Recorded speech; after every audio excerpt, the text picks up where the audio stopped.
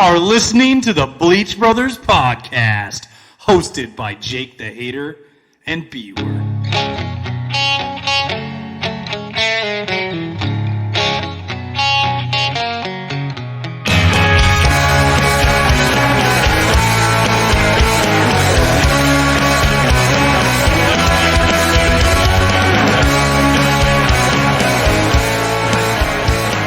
Welcome into the Bleach Brothers Podcast. This is B-Word, and I am here as usual with my good buddy, Jake the Hater, Jake the Tailgater, Jake the Douche, whatever you would like to call him today. He will answer. What's going on, man? Dude, I'm happy that you said, as always, who I'm with, because, we've had an argument about when you introduced me on the show. But no, I'm good, man. High spirits, trying to keep busy. It's cold where I'm at. Is it cold where you're at?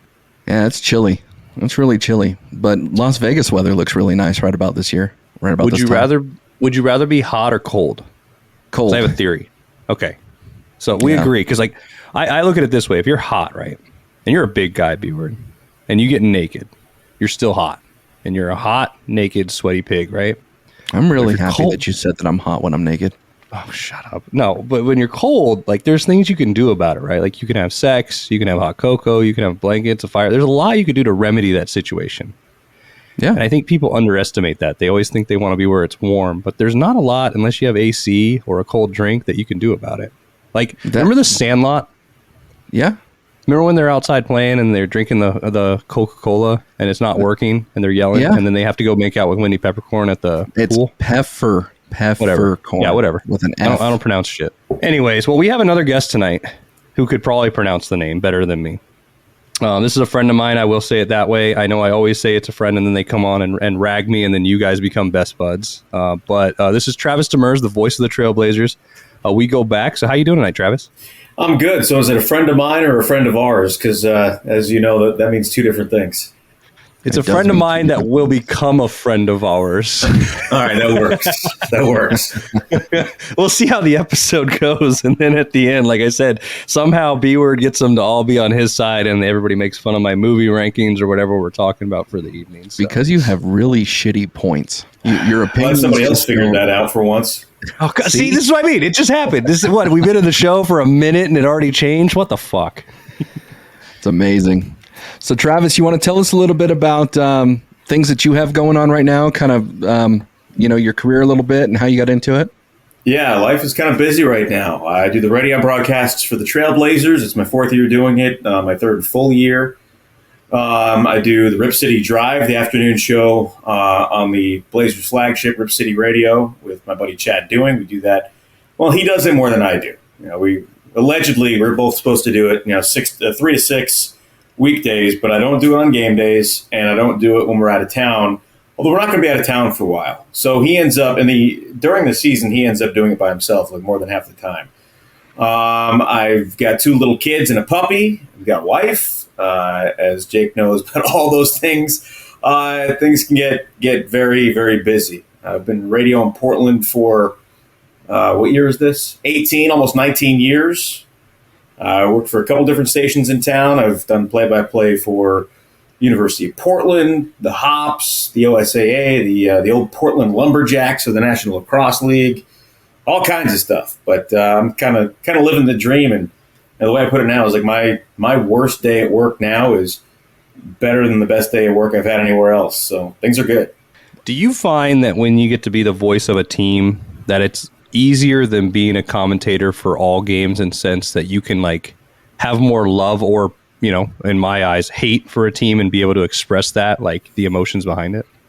Well, I'm a very petty sports fan, right? So the teams that I grew up rooting for, the teams that I grew up hating because of the teams that I rooted for, that's never going to change. There's nothing that you could do to make me like the Red Sox or the Cowboys or, teams like that. But, I've been in Portland for 18 years. And before I started working with the team, I've always had, a fandom for them because I've been here for so long. So, the Lakers, no, I'm not interested. Some other teams the Blazers have had some rivalries with, specific players, things like that. Yeah, I'm fairly open about that. But But I've talked about this before, like doing network stuff, like for ESPN or Turner or something like that. When you're calling one of those games and you don't have a rooting interest in either team, it's a totally different experience, right? Because, like, let's say, I'm doing Warriors and Nuggets, right? Every big thing that happens is going to be a big play. All right? If a game goes into overtime and Jokic and Curry are going back and forth and they're both going off and hitting big shots, every play is going to be a big play. Well, if Steph Curry hits a big shot against the Blazers, I'm not really all that excited. If anything, quite the opposite. But what I like about working for a team is you get to know the team. You get to know the coach. I don't personally know the players, but I know, enough about the team, and I'm around them enough to where I've got a pretty good idea of things. You never really get that knowledge base when you're doing different teams every night. And for the national games, like, how many times you see the Kings on national TV or the Orlando Magic? Like, there's some teams that you're never going to see. So, like, for the Hornets, before they started getting some more national games, I'm still going to see LaMelo Ball twice a year, who's one of the most fun players in the league to watch. But if I'm doing national games, I'm not getting that. Or if I'm doing college football, I'm not the A team. I'm not doing the big, I'm not doing the Rose Bowl. I'm not doing the national championship game. Maybe I'm stuck doing Maction on Tuesday nights. So at least this way, and again, no offense to Maction. I mean, who doesn't want to watch some, Akron Bowling Green on a Tuesday night with some snow? But for me, like, I love being part of a team and, seeing the same team every night and having a personal relationship with the team, with the logo, with the fan base, stuff like that. And in terms of a travel aspect of it, like, if I worked for a team, I'm in a different city all the time. I'd never see my family. So at least with this also, I've got, a home base. I know when I'm going to be home. I know I'm going to see my kids. I know I'm going to see my wife. I know after a game on a homestand, I'm going to get to come home afterwards and take my son to preschool the next day. Like, all those things factor into it. Nice. Do you so you travel with the team, though, or is it like you're traveling with the media team? No, I travel with the team. Okay. So I'm with COVID right now. We're actually not traveling on this trip. I was supposed to go to Denver today, but A, the broadcast crew is not traveling, and B, even if they were, I wouldn't be going because I have COVID. Fortunately, I've got a really, really mild case of it. But we travel in the team plane. We stay in the team hotels, all that stuff. The players are kind of separated a bit from, like, the media, the broadcast crew. So in the back, it's like all the broadcasters, TV and radio, all the broadcast crew, director, producer, graphics, technical director, all that stuff, and then the digital staff for the team. So we're all kind of in the back, and the players are up front, and then it's coaches and other personnel like athletic trainers and the equipment guys and stuff like that. So I'm with the team. We just don't really interact with the players a whole lot. Gotcha. Now, is that due to just personal interest? Like, and I'm not trying to get too deep into if there's something we can't talk about, to say that. No, you ask whatever you want. Is it essentially because you guys just like to give them their space, or is it just sort of an unwritten rule? I think it's a little of both. When I first interviewed, after I filled in for half a season, and I was in the interview process to get this job because I interviewed other candidates and stuff, the now president of the team, Dwayne Hankins, said to me, "So what are you going to do to build better relationships with the players?" And I said, "Well, Dame's not making $30 million a year to be my friend. It's like they do their thing, I do my thing, and when our paths cross, I'll be respectful of their space and time. Like, nobody wants a fanboy. Nobody wants the radio guy to be a fanboy. If I see him in the elevator in the hotel, I'll say hello. Every now and then, I'll have a small conversation with one of the players. If we're on the bus or in the elevator or something like that." So that's really what it is. They're there to do a job. I'm there to do a job. We do travel together, so there is some interaction. But it's like I shared an Uber with Norman Powell on our way to the Dodgers-Giants Game 5 when we were in San Francisco a few months ago. So, like, there's a little bit of an interaction there, but that's about it. I have more interaction with the coaching staff just because I do a pregame interview with Chauncey Billups, and I see more of the coaches, and it's a little bit different there. Gotcha. One of the things that so you mentioned the Cowboys, and we can disagree on that. I'm a huge fan of the Cowboys. They suck. They suck. I knew there was something wrong with you. You know what? It all started back in elementary school when I met Jake, and from there it just distorted my future. But the one thing that I do follow is I do follow Dallas Cowboys media, whether they be reporters, beat reporters. Mm-hmm. They might work with the team. They might work with local radio stations, whatever. And one of the local reporters had actually said that a player had actually told him that it's not about reporting bad, it's about reporting fair. So if you're going to report something about a player, as long as it's fair criticism, a lot of times it's fine. But the moment that you start getting emotions in it or saying, oh, you're not worth your salt, you're not worth your money, XYZ, that's the point in time that you kind of spit on the player and you say, you kind of ruin your relationship. And so being a part of the sports team media, I imagine you kind of see that with the local media, with the players, that sort of stuff, correct? For sure. And that's all they want. Like they want you to be fair and honest with them. And for years, I worked in the media without working for a team. I only worked for the Blazers for 4 years, but I've been working in the media in Portland for 18. And, the point you bring up about the emotion versus fact, I mean, that's huge. Like if I come out but it's different too for a talk show host and a reporter, right? If a beat reporter comes out and says, so-and-so missed 2 free throws late and that cost the team the game when they were down by 1, that's a fact, right? Right. But if the same reporter comes out and says, this guy missed 2 free throws because he doesn't have the stomach for it, and blah, blah, blah. That's a totally different story. That's when it starts getting personal, and that's when you start, burning some of those bridges. So I get that. Like, especially when you're an objective reporter, you definitely want to be objective. It's different for a talk show host. But at the same time, like I think people forget sometimes that they're human beings.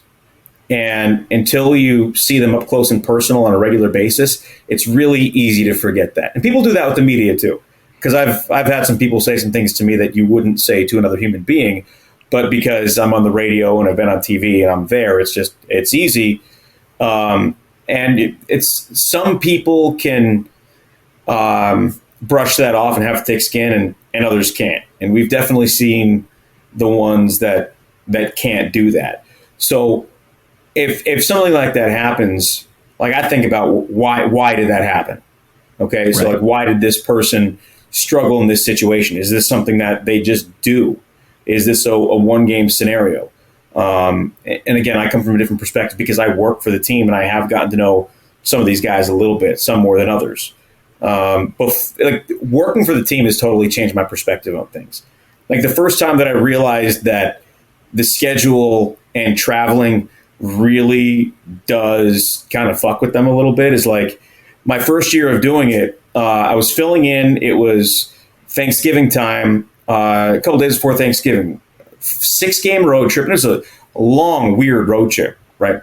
So we play at the Knicks at Madison Square Garden. Close game, hard-fought game. Blazers win like 118-114. Get on a plane immediately following the game, fly to Milwaukee, get to the hotel at 3 a.m. The next night, there's a game against the Bucks. Now, I'm gassed. It's the end of a long road trip, and I'm just the radio guy, right? Like, I'm not playing. I don't have to exert any energy other than my voice. And the Blazers, missing like 3 key guys, go out and lose by 43. And reading some of the comments from people like, how can they lose a game like that? Blah, blah, blah. It's like, I get it now. I get it because I'm burned out. We're a month into the season, and I'm not even really doing anything other than, typing to prep and talking. So that was the first time that I really saw that from a different perspective. Yeah, see, that's a good point in the sense like where you said earlier, that they are human beings, and we sort of disconnect that. And I think, because we've all sort of been guilty of that as fans of being like, they get paid to play a game, go have fun. Who cares that you're on the road? I got to get on the road sometimes. And, that keyboard Cowboys are the worst. Really? You're saying that? I had a point, B-word. I have a point. Keyboard Cowboys are the worst, and I have made sort of a small, super illustrious career out of it. Twitter trolling and all that. And I, I've seen the things that people say to people. I have been guilty sometimes to say some terrible things. And people have said terrible things to me, and me and Travis have talked in the background before of what people have said to him. It's disgusting. But this brings me to my next point. There was a time, or when you had an episode on your show a while back, Travis, where you guys were talking on Twitter of an athlete you would want to fight. And I remember I did this on purpose because there was a player up here, Evan Turner, who I was not a fan of. Him and I used to, banter back and forth. And one of the differences, though, and Travis will attest to this too, and B-Word knowing me, I never really backed down. I wasn't one of those fans that'd be like, oh, sorry, whatever. So 4 hours in, me and him just going at it. Well, Travis asked the question, who would you want to punch as an athlete in the face? And I put like Shooter McGavin, I put all these fake people, but then I tagged Evan Turner. And it turned into this huge huge thing. And I didn't realize how huge it was until the other day I was looking up something, and there's a Reddit on this, Travis, that's like 2,000 people deep. And the reason I found out about this is a fan of mine, of the hater on Twitter, posted before a Jake Paul fight, we're all still waiting for the undercard of Jake the hater versus Evan Turner, and tagged that Reddit post. And I found it and read through it, and it's hilarious because at first I was a random Twitter guy, and then people went, no, he's an actual guy. And then there was a whole conspiracy that Jake and Evan are actually friends. They actually know each other. And I'm like, no. And I remember calling in and talking to you on your show about this. There was a whole thing. And I remember I was all down for it, though, for real. Like if the Blazers would have made this happen and they would have done it for charity in the middle of the arena during halftime, and all of Portland and whoever was watching get my ass handed to me, because Evan Turner would have destroyed me. Mm-hmm. I'm not stupid, but I would have made a mockery of it and made fun. And if kids if charity would have benefited from it, yeah, I would have done it. So keyboard cowboys suck. But on that point, Travis, if you could fight any athlete alive or dead, who would you fight and why? Well, let me add to that too before you say. I need you to get descriptive here too. So I need you to tell me your walkout music, right? And like what kind of fight it's going to be. So are you doing a slap fight? Is this like MMA, no holds barred? Like, B-Word's going to baby oil wrestle. There's that. Yeah. I'd kind of like to see that. So now, you know me with semantics, Jake. I need to ask some questions here. So Is this me in my current physical state? It is up to you if you want to be in your prime of 5'9" and $125 or whatever you used to be. 145. Okay, 145. Not now. Sorry. Definitely not now, but okay. my prime, yes. Your prime of 145. Sorry. No, you can pick whatever you want. Yeah. So if I take my prime peak physical shape, because that's not now, right? I'm 40 years old. I've got a dad bod. It's broken. You know that, with some issues with my back and all that stuff. And so now I'm not winning a fight against anybody, right? You could probably take a dead athlete while they're dead and they would still beat me in a fight. So if you're talking about prime physical me, who am I fighting? We'll start with that. So let's just say 20-year-old Travis at 5'9", 145, 150, hitting the gym, still, 5'9", 145. Who am I fighting? Okay. So, do you want the walkout music first, or do you want the who I'm fighting first? You just set up the fight. So, what are you walking out to? So we can Cowboys from Hell. I mean, there's nothing else I can come out to. We got to go Cowboys from Hell, Pantera. If that doesn't pump you up, you don't have a pulse, right? That's what I'm going with. And again, I have to say this: whoever it is that I'm fighting is going to kick my ass. I think of the most painful sports memories that I have, and that's who I would want to fight. Okay. So the first person that comes to mind is Reggie Miller. I knew it. Oh. I knew that you would pick him. That's a good one. So I grew up in New York in the 90s. I was a diehard Knicks fan. Reggie Miller against the Knicks, if you've seen the 30 for 30, that time as a Knicks fan, hated Reggie Miller. There was the choke thing that he did to John Starks. There was game 1 in 95. And then Game 7 in '95, I was 13 years old, and I cried when Patrick Ewing missed the layup at the end. He's probably the first person that comes to mind. Now, I've never met Reggie Miller, and I've almost had the opportunity a couple of times because he obviously is still a broadcaster. And Michael Holton, who I do games with, went to UCLA, and all the UCLA guys know each other, and he knows Reggie. And he's asked me a couple of times, like, "Hey man, why don't you go with me and meet Reggie?" Like, secretly, yeah, in the back of your mind. Yeah. The other guy for about 50 reasons is Kurt Schilling. Okay, what are some of those reasons? Well, the fake bloody sock being one of them. 2001 being another one. The fact that he's just Kurt Schilling. Yeah, he's a big World of Warcraft guy. Did you know that? That's a good reason right there. I didn't he's know a that. huge. I guess, and this not to try a side story, but like one reason I didn't like Kurt Schilling, I remember because I played World of Warcraft and I was reading about him and how he was a total D-bag to his teammates for interrupting his games on the road when he would play. Really? And that's just, it's one of those things. It's like, really, man? Like, really? Like, you're mad at everybody because your night elf couldn't get some loot? Like, what is wrong with you? But another one that comes to mind would be Luis Gonzalez. But then I met Luis Gonzalez, and he was really, really nice. And I'm like, okay, it's like that scene in Happy Gilmore or Billy Madison, where Steve Buscemi's got his list of people that he wants to kill, and Adam Sandler calls him up and is like, "Hey, remember when I was mean to you in high school? I'm sorry." And then he just goes to the list and crosses him off. Like that's me with Luis Gonzalez. Do you he was put the really lipstick nice on afterward, though? Yeah, exactly. Just sitting there. So I've crossed Luis Gonzalez off of that because he was super, super nice when I met him. And maybe that's a reason why I don't want to meet Reggie Miller, because maybe he's going to be a super nice guy. And, but 25, 30 years later, I want to hold on to that feeling as a 13-year-old.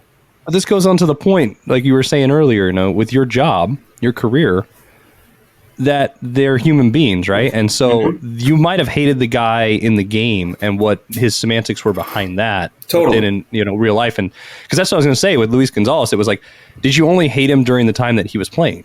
I hated him because of one swing that he had in Game 7 against the Yankees in 2001. And he didn't see, it wasn't anything like obnoxious that he did. He just hit a ball that beat the Yankees. Right. So, at the time I was 19, I was 20. So, I was a 20-year-old. I was fortunate enough to see the Yankees win a bunch of championships at that point. It stings, right? So, same thing with the Mariners in '95. Like all of those things were, as sports fans, we all have that painful moment. I know Blazers fans remember, Game 7 against the Lakers, obviously. But yeah, again, I'm just having fun with it. Like, would I actually like to fight Reggie Miller? Well, he'd probably kick my ass. And someday, if I do end up, not probably, he would 100%.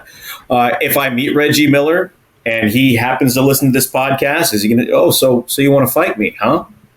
Yeah, it's like that Family Guy episode where Peter finally got to fight Liam Neeson and got his ass kicked. Like I don't really need that in my life. So yeah, I mean, I could say somebody like a David Eckstein because he was little, or Spud Webb because he was little, or Muggsy Bogues. But the truth is, they would probably kick my ass too.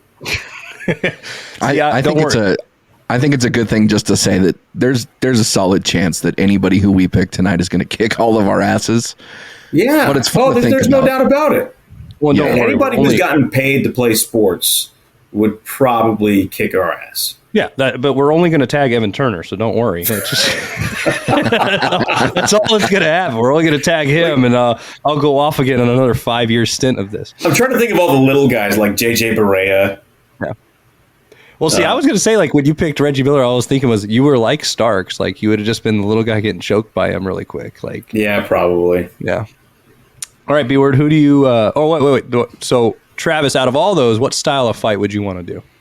Probably boxing. Okay. Right? Because I'm not athletic enough. I've never been athletic enough to do, like, MMA or anything like that. Like, I'm probably never been athletic or skilled enough to do boxing either. But that just... See, that's a game. That's more of a mental game, right? Mm-hmm. And if I'm ever going to win anything in a physical competition, the only way that's going to happen is if I outsmart somebody, which probably isn't going to happen anyway. But I think that gives me the best chance to maybe do that. Okay. B-word, who are you choosing? It's probably a 49er, but whatever. Go ahead with your shitty Cowboy This week it would reason. probably be a 49er, but in the whole spirit of just making it authentic, I'm not going to pick a 49er. Okay. Because and candidly, I think I have to stay away from football because it's one thing to get your ass handed to you by somebody who's athletic in like basketball or track or tennis or something like that. A football player will kick the shit out of you and then piss on you, and there's literally nothing you can do. There's nothing you can do to stop him. So I'm not going to fight an NFL player. I think that you know what, man. You mentioned Muggsy Bogues. Muggsy Bogues was probably the first person I thought about because he's 5'3", $140 or something. But I think I'm going to go on the opposite side of it. Yao Ming can't stay healthy, so I'm gonna fight Yao Ming. And the fact is like he can reach my head and like punch me, and like the gravity of his fist could probably knock me out. So I have to eliminate that. So we're actually just going to do a bitch slap competition, and my walkout music is actually going to be Hypnotized by Notorious B.I.G. because I'm a fat dude, and it just seems appropriate. And so the fact that a fat dude's coming out to a crippled Yao Ming, and I don't mean crippled in any offensive way, I think I might have a chance in a bitch slap contest. I just don't know how hard he would bitch slap from 7'6" or whatever he still is. That's a whole lot of force that's going to come out. So yeah, I'll probably still get my ass kicked, but it'd be worth it. I think I think it would look funny for any of the viewers. Like, oh my God, he's slapping a roly-poly. Like what is he doing? But yeah, that would probably be for me. So what about you, Jake? Is it going to be Evan Turner? Oh, Evan Turner, exactly. I'm gonna smack him like a truck hits a swimming pool. That big splash. So number one is Evan Turner. I'll stand by that. Any Golden Knight, because we know on this show we say fuck the Golden Knights. I would love to fight a hockey player. When I played hockey, I fought. I sucked at it. But you know what? And I'd get my ass handed. I think that's the scariest. Like you're saying football player because they'll manhandle it. A hockey player fights. Maybe they'll bite your face off. That's just they'll bite your face off with no teeth. So that's even it's like getting stabbed with a spoon. They'll gum you to death. Right. So any Golden Knight, because fuck them, FTGK. But for monetary reasons, okay, I'm fighting one of the Paul brothers because I think I could keep up with them with the shit show that it would be behind the scenes and really build this up and make a You're talking about the it. Pre-fight festivities, right? When you say keep up with them, not exactly actually in the ring or octagon. Yeah, like wear like a polar bear rug, like Conor McGregor, and talk like crazy and just go nuts. And I would build it just like that, and because I mean that's the biggest payday you're going to get for 30 seconds getting your ass kicked, right? So yeah, Evan Turner, any Golden Knight, and then one of the Paul brothers. I don't care which one. I mean, Jake versus Jake would be fun, I guess. What's your walkout music? Walkout music is a new band. I'm going to thank Gnome from Dad's on Dayquil, friend of the show. Have you guys heard of Eskimo Callboy? No. There is a song called Pump It, and it's the epitome of like 80s workout mixed with death metal. And just for the ridiculous nature of that, I'm walking out to Eskimo Callboy, Pump It. And the style of fight, I'm going to go Greco-Roman wrestling covered in oil because this shit show has to continue.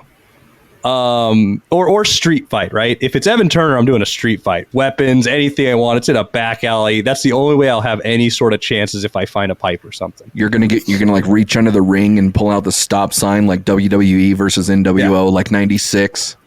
See, I was thinking more like Double Dragon, where you find like the crowbar and the only game where you're beating street. The game where you beat up hookers before GTA. Yeah, that's basically what that was. Exactly, yeah. And that's good theme music, too. Just come out to that. The theme from Double Dragon. Oh, dude. Oh, so when you played Double Dragon, Travis, were you the red or the blue one? The blue guy. Oh, see, you're like my brother. I was always the red guy. I was always the red, too. Yeah, but we're bloods, right? B-word. I mean, like, if you want to cut my veins open, there's a good chance that, like, you know, coconut cream pie is going to come out or something. So I don't know how. Did I don't know. Did I ever tell you when I went to a Waka Flocka concert dressed in all red because I didn't know any better? Oh no! In Portland, a friend got me some tickets. He's like, "Hey, you should go see Waka Flocka." Which don't attend. It was the worst show I've ever seen.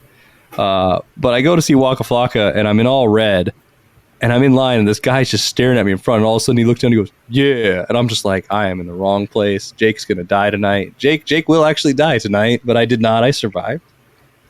So, kind of feel like you should have had a blue handkerchief out of your red pocket. Then I would have died. Then I would have died. Yeah, that's stupidity right there. I know. Then the banana cream would have shot all out of my veins, and I would have fell on the floor. All right. So Travis, have you had any interesting stories in your life dealing with sports outside of sports? And what I mean by that is like dealing with sports, but not in your career sense. Like in what context? Like we're talking like so. A thing that we like to do on the show is we do bring up, you know, sports betting, stuff like that. And I know that I know me and you have talked in the background, like as friends, and you know, you have some interesting stories like me. Is there any that you would like to share? Would I like to share? Probably not, but I will. Right? Gambling can be very dangerous. Mm-hmm. I like to talk about gambling. I like to talk about point spreads and things like that. I don't with the NBA anymore for obvious reasons. But I don't gamble. Like I don't actually, if I'm in Vegas, you know, I'll throw $50 down in a game or something like that. But I don't do the Oregon lottery stuff. I don't have a bookie anymore. I don't do things like that. When I was in Washington, D.C., I had a guy that I would play some bets with, and I did pretty well. And then I had some personal stuff go down, and I was all kinds of depressed, and I just said, screw it. And I was making stupid bet after stupid bet after stupid bet after stupid bet. And a couple of those, most of it was on college basketball, right? Some of it was on the NFL, but most of it was on college basketball. And I got in a big hole. And there were a couple of games, like I don't remember the exact scenario, but I remember enough of the scenario. It was a Wisconsin and North Carolina basketball game. And North Carolina, I don't remember the exact numbers, so I'm just going to throw some numbers out there to have the story make sense. Let's say North Carolina was a 3-point favorite. Okay. Right? And they've got a 2-point lead. I'm sorry, they've got a 5-point lead with a couple of seconds left. Actually, make that a 6-point lead. Yeah, I don't know. I've forgotten the math. Anyway, the point is that somebody in North Carolina goes to the line. All they have to do is make one of two free throws, and there's no possible way that I can lose. Yeah, so it would have been a 5-point lead and a 3-point spread. They missed two free throws. Game's basically over. Wisconsin hits a 3/4 court shot, and they lose by 2 when I lose the bet. Right. Shot was completely irrelevant, and I lost. And it was a large sum of money. It was a significant sum of money, especially considering that at the time I had no money at all.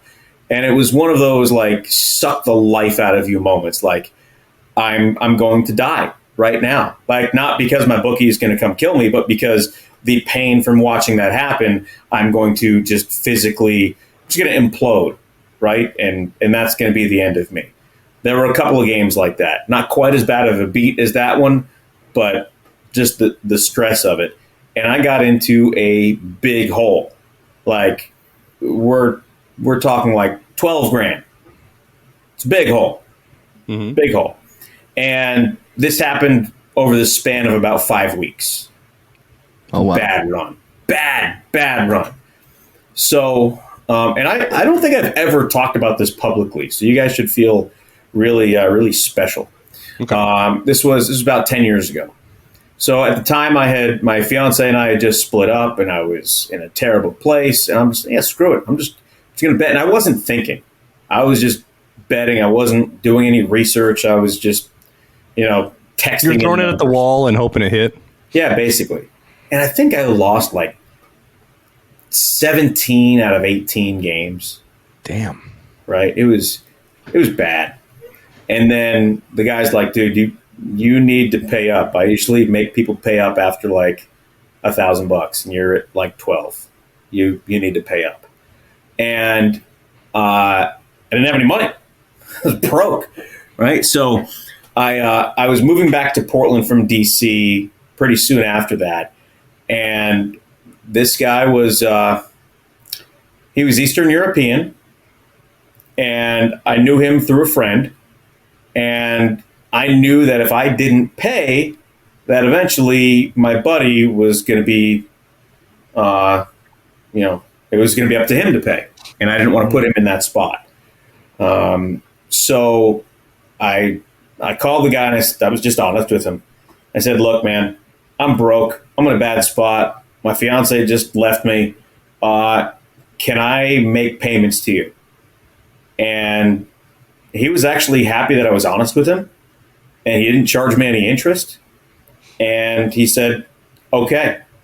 So I happened to, right when I moved back to Portland, I got some other side gigs. And I ended up using that money, and I put it in a FedEx envelope and sent it back to him every week. And I ended up, within about 8 months, paying him off. Wow. So gambling's dangerous. My mom always said to me, don't bet what you can't afford to lose. And I should have listened to her. Yeah. And that was about 10 years ago, and it's a pretty dark chapter of my life. So thanks for bringing it up, asshole. Yeah, sorry. Yeah, I was going to say, don't throw an air barrel. No, I like when you were talking about the game where it's like, they just have to make a free throw or two and then it's done. I remember one of the worst, because my dad growing up was a huge gambling alcoholic. And I guess this is a reason I don't bet a lot. I'll bet a few games every now and then, but there was a game, I don't know if it was Penn State or it was a team in those colors, right? And all they had to do was kick the extra point and he covers the spread. And the college campus kids ran the field and ripped the field goal post down. Oh, no. And they already won the game, so they didn't make them kick the extra point and just called it because it was mayhem. And seeing my dad throw the TV out the window was probably an eye-opening moment for me because he lost a huge amount. Wow. But I had a similar one, not with a bookie, but in Vegas. The day I quit gambling, I remember I was playing blackjack. I played blackjack a lot in college. And this is when I was at UNR living with Jim, our other Bleach bro. And I would go to the casino with my old boss, Cameron Gustafson, from Long's Drugs. We used to work together. And him and I would be at the casino, from like right after work, 5 p.m. until about 5 a.m., do those 12-hour benders. And, the few problems with this, Travis, was I was not of age, so I was using a fake ID to gamble and win money, which is really stupid. 2, I'm betting money I don't have because I got to know everybody there, so they're just letting us sort of do what we want. And I remember I went to the ATM, I think 6 times that night, and ended up losing $8,000. And what happened is like I lost like 3, and I was like, shit, I was freaking out. I'm in college, I'm broke, I'm trying to get through this. And I go to the ATM, I pull out money, and I get it all back, right? And instead of being a smart kid, I go, I'm on a roll. And I end up losing the 3 back that I just won back, and then 5 on top of that. And that was the day I was like, yeah, I'm done. This is not just because the debt I incurred and I had to figure it out, but I was like, not for me. Like, it's not fun. And I remember, you'd see those guys. It's like you'd see those old sages at the bar or whatever that say, you shouldn't be in here drinking every day. I was sitting next to a guy. He goes, why are you here? And I go, what do you mean? I'm here to have fun. He goes, well, that should be all it is. If you're in here trying to pay your rent or any of that, get the fuck out of here. He goes, because I come here once a month. I bring like $500 or whatever he brings, and he would play. And if he lost, he lost. If he won, he won. What about you, B-Word? I mean, you grew up in Nevada with me my whole life. Did you ever? Real quick before, I don't mean to cut you off, but real quick, I just looked up that game. North Carolina won 60-57. It was Kendall Marshall that missed the 2 free throws, and Ben Brust is who hit the half court shot at the buzzer. So barrels to both of you, Kendall Marshall and Ben Brust. That's what I was gonna say. Did you want to change your pick of who you're fighting now to Kendall Marshall? No, I think I'm still good. Okay. I came out of it okay. Okay, good. So you asked me about my gambling story. I actually learned from a young age about gambling. So we had this neighbor that was 2 doors down that had these classic slot machines in her house. And so we thought it would be really cool to bring quarters and go in and, pull the thing on the side of the machine and watch the thing spin and end up getting whatever we get. And so I remember rifling through my house and trying to find whatever quarters I could find that probably weren't mine because I wasn't old enough to even have quarters. And I ended up going through and I probably put in, I don't know, $3 or $4 probably. But, you put in one quarter and you pull the arm and you don't win. And you put in one quarter and you pull the arm and you don't win. Eventually I hit the jackpot and her machine was full of quarters. So I grab a cup and I start grabbing all the quarters thinking that they're mine. And the lady goes, yeah, those aren't yours. Give me the quarters back. But the problem is that she took all my damn quarters. Oh, no. So the $3 or $4 or whatever I had, I lost to her initially. And I was like, oh, my gosh, this is horrendous. So there's that. As far as Vegas goes, I'm with you, Jake. I love tables. I'm a big blackjack player. I'm actually good at the table as long as I can afford it. So back in the day, they used to have dollar tables in Vegas, and it was like the greatest thing. And I'd walk out with $20 or, whatever. And it wasn't too expensive. But living in Nevada, there's a lot of gambling around me. And to be honest with you, it's just not something that I don't pay attention to it. It just is there.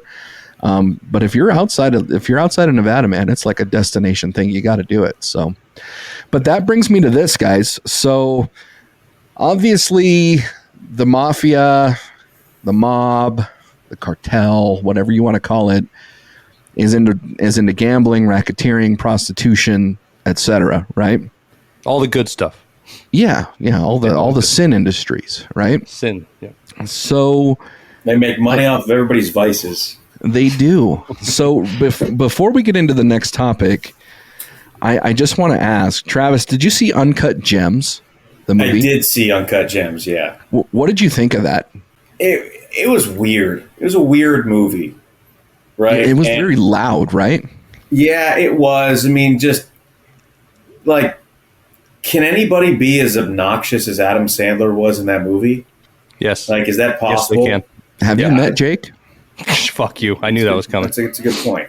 But that might have been one of the first times in my life that I was rooting against the main character.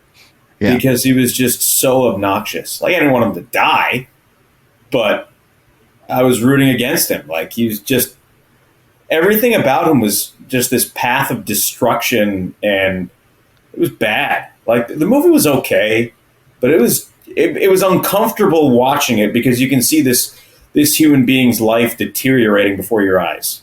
It's that deterioration that you're like, just if you could just stop for 1 second, just 1 second. The one thing I really liked about that movie, though, if you really look at it, is the way the director set up every scene to make it seem like something bad's going to happen. Like when he's taking the trash out, right? All you're thinking is somebody's going to drive by, grab him, and hit him, and then he just takes the trash out, and you're like, and that was the more uncomfortable things for me during that movie, is those scenes going, what the hell's going to happen? What the hell's going to happen? And then nothing would, and be like, oh, and then he'd go the next day in his bright Gucci, Versace, whatever he's wearing, flipping out. And you're just like, can you shut up for 2 minutes and just live a normal life? You got a good life. Knock it off. Yeah. But I like how they set up the movie. I think from a movie making thing, and I know that we're kind of getting off topic here, but from a movie making perspective, I mean, there was so much going on in every single scene that I think from the viewer or from the audience, it just kind of created this heightened blood pressure situation where you're just like, what the fuck is going on next? And like every scene, you never get a break from that. So yeah, your story of gambling kind of reminded me of that, where he's having to, pawn Kevin Durant's ring, and then he's trying to make it up to go get the ring, and they're charging him a vig, and he's like, why is the vig so much? And yeah, just this my blood pressure was going up. I didn't have to pawn anything. I just had to work a whole bunch extra and wasn't able to put any of it away. So given, the whole gambling story, given some of this underworld type stuff, I recently watched The Sopranos or I was recommended to by Jake and a number of others when they found out that I didn't watch it. And I absolutely loved everything about it. but your gambling story kind of reminds me of the Mafia in a sense that, you know, they're into all of this sort of stuff. So I'm going to ask you, Travis, what's your favorite Mafia character? Character, man, that's tough. Now, I don't know if Jake, if you know this, but that genre is my favorite genre of movie, right? Yeah. Godfather is my favorite movie. I love all that stuff. You know, I grew up in New York, so like I think it's a right, like not necessarily a rite of passage, but like it's in your blood as a New Yorker that you're supposed to have a fondness for those movies. I actually just rewatched The Sopranos and finished the final episode a couple of nights ago. So I have The Sopranos on my mind. Like Paulie Walnuts is pretty awesome. He just seems like a good dude, you know, like a good dude in context, right? Context Right. of the Mafia, right? Because he's loyal. He's going to protect you. If you mess with him, he's going to mess with you right back. He's got the silver wings in his hair. Like he's someone that I would want to go hang out with and grab a beer with. Like Paulie Walnuts is pretty awesome. He's the first one that comes to mind. Like, man, any other characters, any other movies? Like, there's nobody in The Godfather. Like, that's my favorite movie. There's nobody in The Godfather that I would want to hang out with, right? No. Because Right. they're all like, they're all scary individuals. Like when you're watching those movies, you like to put yourself in that spot, and you're like, I could do that. I could be that guy. But we all know that in those situations, like somebody rolled up on us in that spot. Like when in one of the earlier seasons in The Sopranos, when the guy is he's working in the tree, and the other guy comes up and says, "Okay, this is my territory now," and like he ends up, what did he do? And he put him in the hospital for something, beat him within an inch of his life. Like we would be the guy that got beaten within an inch of our lives, right? We would be the bystander, like just like with the fighting thing. So like a lot of that stuff's glamorized, and I love it. I love every bit of it. Don't get me wrong. I'm just trying to think like Chaz Palminteri in Bronx Tale, because he uses his brain, right? Yeah. Sonny. He's really a smart guy, and he like the whole part about would you rather be feared or loved? Like everything he did was calculated. Everything he did was for a reason. He wasn't just a scumbag mob leader. He was, he was a smart guy that calculated everything that he did. I'm trying to think if there's somebody that I wouldn't want to be like Al Pacino's character in Donnie Brasco, because he's like Lefty? totally worthless. Yeah, lefty. He's totally worthless, and he just gets crapped on by everybody. Like nobody wants to be that guy. See, I was going to say, B-word, we got to give you a little break because, Travis, you knew this too. I didn't watch Godfather until about, a year and a half, 2 years ago? Yeah, because you're an idiot. Yeah, and Yep. you would give me hell for it. Everybody gave me hell for it. But I finally sat down, had a nice glass of whiskey and a cigar, and watched the whole movie and loved it. Great film. Part 2 or just part 1? Just part 1. I Have you finally seen watched part 2 this year. Oh, good. You I just can haven't seen skip the third 3. You can skip it. Yeah. I mean, I would suggest that you watch it so you understand the context, but it's not a great movie. Okay. Yeah. So I'm just surprised though because Travis took my first pick. I would pick Paulie, Wings, and it's for a vain reason because I think if I was a mob character, right, that's who I would be. I know I'm not Because he's all about food. Well, it's food. I'm the side guy though. Like I've told this on the show before. I hate when people like when you ask them a question like if you were a big cat, what would you be? They're like I'm a lion. I'm the king of the jungle. Like everybody thinks they're the leader and the big. I'm not. I'm not. At the end of the day, Jake, you're just a pussy. Right. So I'm, and I like pussy like Paulie does. So I would be the guy like on the side who's loyal to my friends, who could really get down if it really came down to it. I like food, but he's a lovable, nice guy, but he's still a piece of shit, sort of, in that sense. Yeah, that's you. Yeah, exactly. That's what I mean. The other one would be, is it Maddie? It's Maddie from Knockaround Guys. And I know I always mention that movie. I like that movie a lot. He's the guy who played in 61 as Roger Maris. Same actor. Barry Pepper. Yep, Barry Pepper. So Maddie's character, because again, being like me, the vain thing is he's a tryhard. He's not actually a mob guy, but he wants to be. And I felt like if I tried to be in the mob, I would be the tryhard, like trying to impress everybody and just fuck it all up. And then I guess if I went with like just overall acting, and I've done it before, is Tommy DeVito. Danny DeVito? Goodfellas. Tommy, Joe Pesci and Goodfellas. Oh, okay. Why is that? He's the epitome of like, he would scare the shit out of me at every conversation. Like when he's doing a frightening human being. That character is a frightening human being. He's small and you're looking at him like, oh, fuck this guy. He'll talk shit in a bar. But then you're looking at him and like when he's doing that, am I funny? Ha ha scene. I'm going, if I was at that table, I'd be pissing my pants, not knowing if I was going to get shot in the face right then, taken outside, beaten, or it's all going to be good. And I feel like I would just apologize to him for like the rest of my life. Yeah, and he was the same guy in Casino, just with a different accent. Mm-hmm. Exactly. He was also the same guy in My Cousin Vinny. He was just a little bit more likable. Yeah, but see, he wasn't. I don't think he was frightening in that movie. No, right? He was. No, well, he was to the dude that took advantage of his girlfriend, Marissa Tomei, at the pool table. Yeah, he gave him a good knockaround. He did. For $200. And don't be bad mouthing Marissa Tomei in that movie. Dude, her nipples and the wrestler. Marissa Tomei she's top notch. She's USDA grade A. Well, Marissa Tomei and My Cousin Vinny, that was like the first woman I was in love with. Yeah. Yeah, between her and the Pink Ranger, I think I had a good time when I was younger. I think I was too old for the Pink Ranger.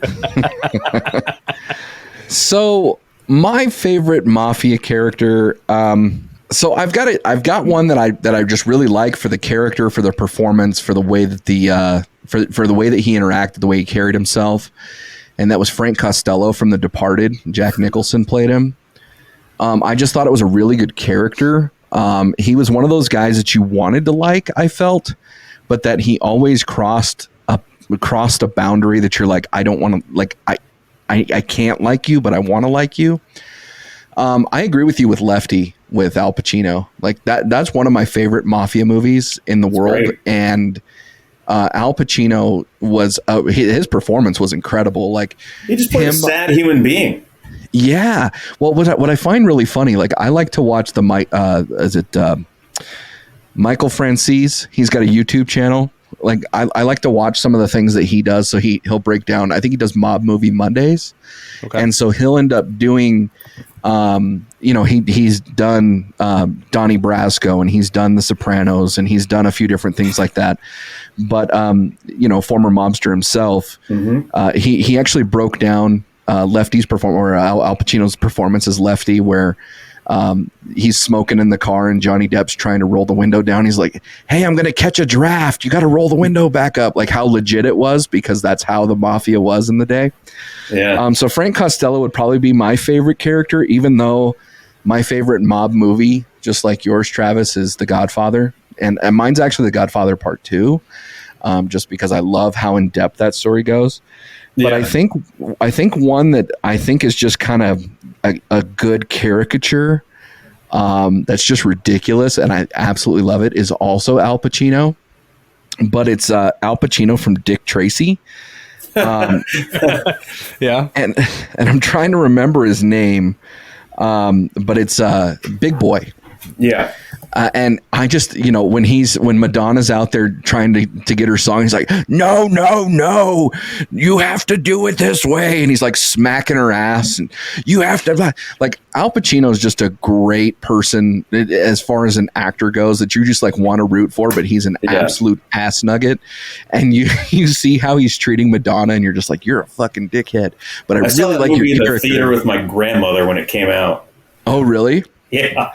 I saw it with my mom, and when the kid goes, "Go suck an egg," I didn't know what that meant, and Google wasn't around yet. But later on, I learned that he was actually telling somebody, like, suck on somebody's nuts, and I was like, "Wow, good for you, kid." So, so your favorite Mafia movie is The Godfather, right?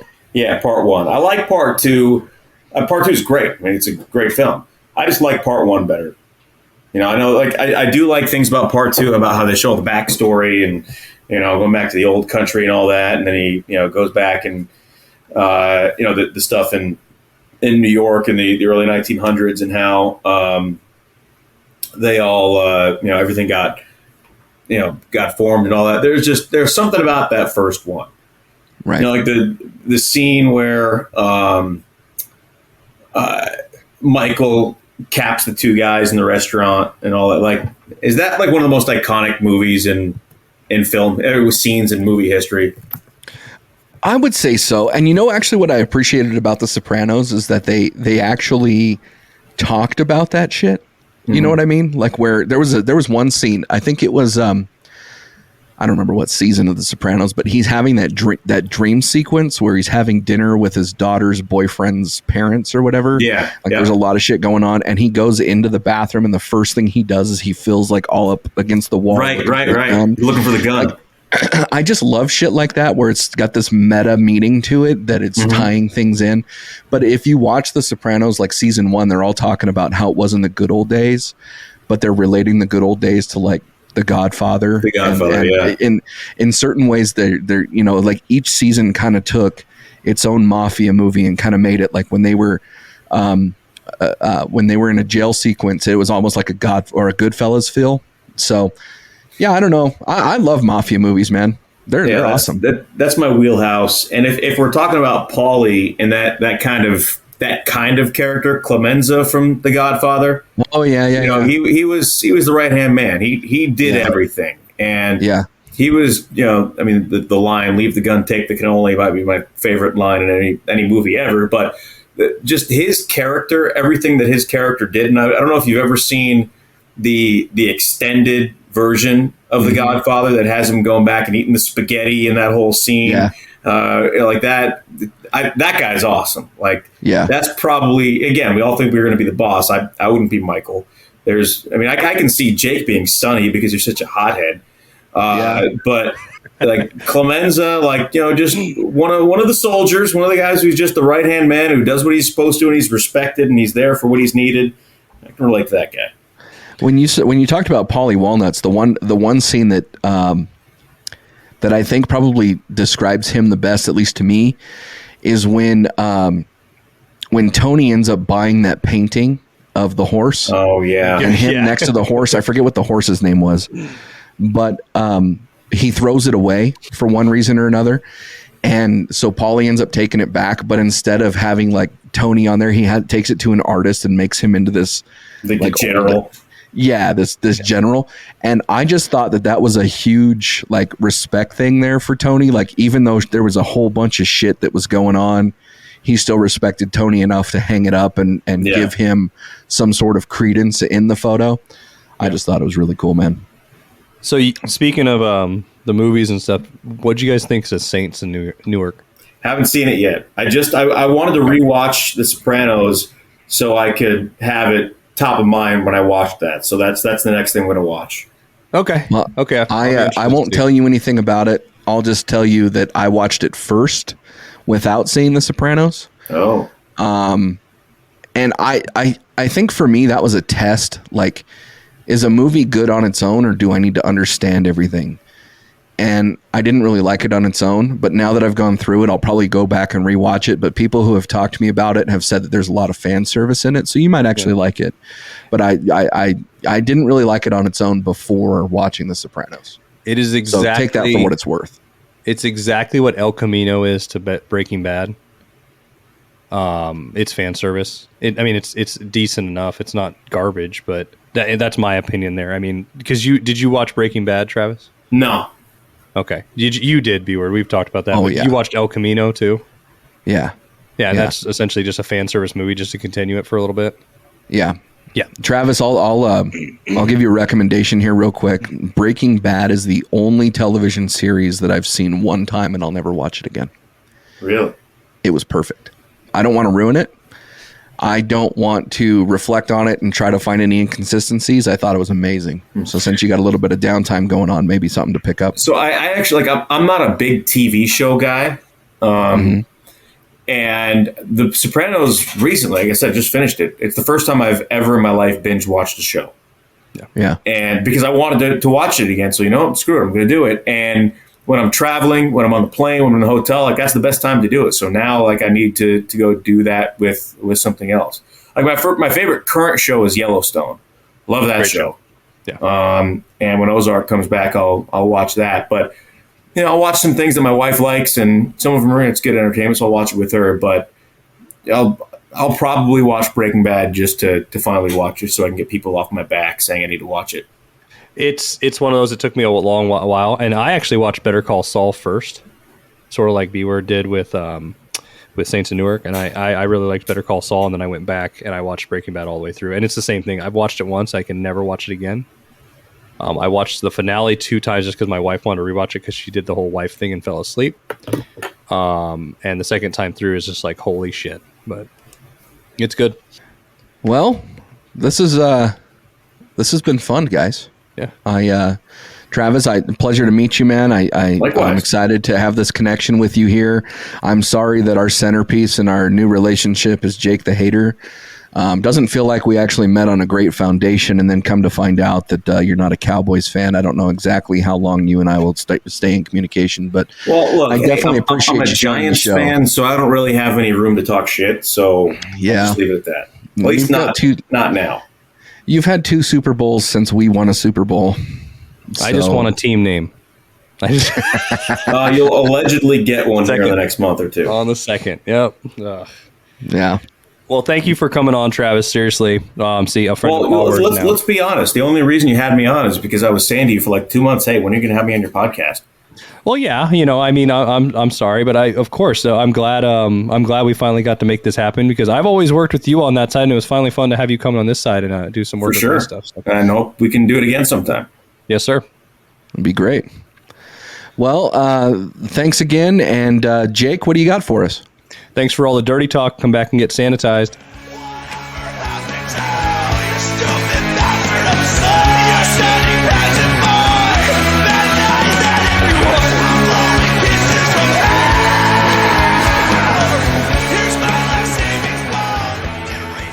This is Jake from the Bleach Bros Podcast, and thank you for listening to today's episode.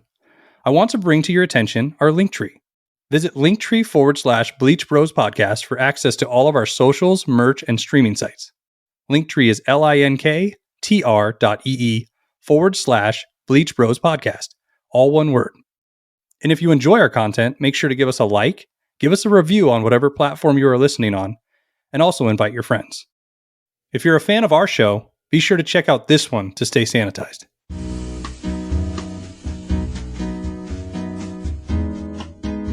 Have you ever listened to a podcast about porn? Why not let us be your guides? We do all the dirty work for you. All you have to do is sit back and enjoy. We are the porn connoisseurs. I'm Big C. And as always, you got your boy Jay. You can listen to our show, the Pornstache Podcast, every other Monday. Listen to us on Spotify, Apple, Stitcher, and just about anywhere else.